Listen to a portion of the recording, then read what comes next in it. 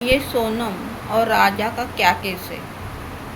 ये इंदौर का एक कपल है जिनकी शादी 11 मई को हुई थी। मतलब उनकी शादी को अभी 1 महीना भी पूरा नहीं हुआ। ये तो सब नॉर्मल है। उनकी शादी हुई, वो दोनों ने तय किया लिया कि हम हनीमून जाएंगे। जैसे आम जिंदगी में होता है वैसे ही हुआ।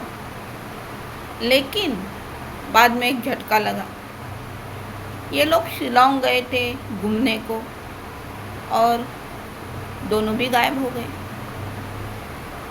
दोनों की कड़ी तलाश जारी हो गई। और कुछ दिनों के बाद क्या हुआ कि राजा मिला, वो भी मरा हुआ।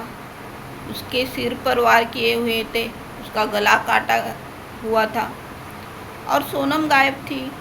और आजू बाजू की जी सीनरी थी उसको देखकर तो ऐसा लगता था कि लूटपाट हुई है। मतलब कुछ कपड़े बिखरे पड़े थे, गाड़ी की चाबी जो उन्होंने हायर कर ली थी एक्टिवा, उसकी चाबी पड़ी हुई थी।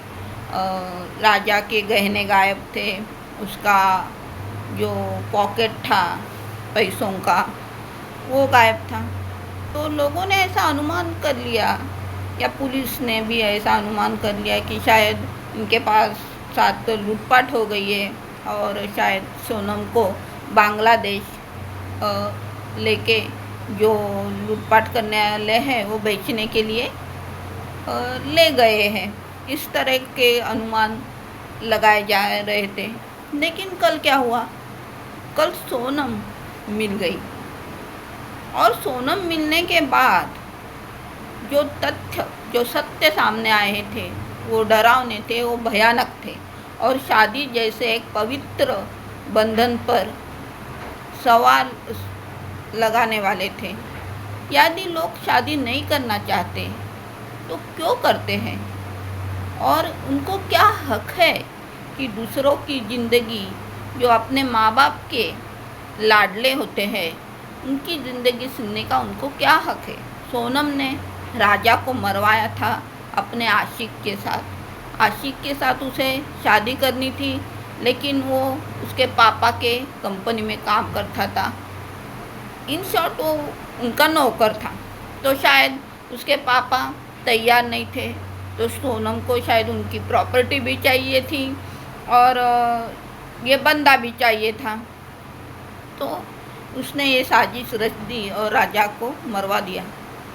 आजकल ये ऐसे केसेस बहुत सुनने को मिल रहे हैं। तो यदि आपको शादी नहीं करनी है या ऐसे इंसान से जिसके साथ आपको ज़िंदगी नहीं गुजारनी है, तो क्यों कर रहे हैं आप शादी और उसकी ज़िंदगी बर्बाद कर रहे हैं। आपको अपने प्यार पे इतना भरोसा नहीं है कि आपको पाल पोस सके। आपको स्टेट भी चाहिए, वो यार आशिक भी चाहिए और मज़े भी चाहिए। ये सब एक साथ तो होने वाला नहीं है। तो सोचो, एक बच्चा जो अपने माँ बाप का इतना लाडला था, 26, 27, 28 साल उसको बड़ा करके उसे प्यार दिया था, उसने प्यार दिया था, वो एक झटके में बर्बाद हो गया। और इसमें ना उस माँ बाप की गलती थी ना उस बच्चे की।